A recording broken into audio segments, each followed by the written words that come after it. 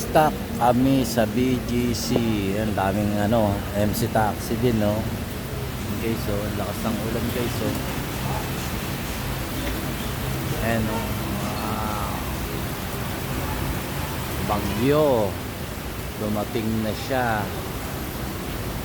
Ayan, grabe.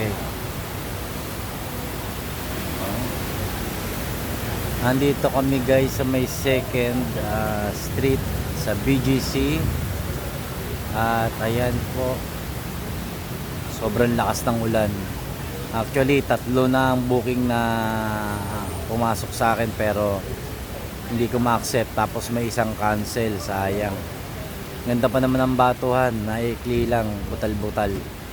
Pero marami. Kaso, mas marami yung tubig ng ulan.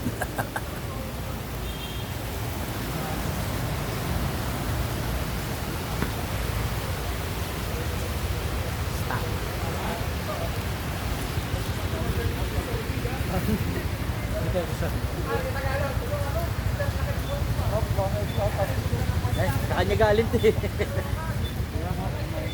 Sa lang, guys, maraming salamat.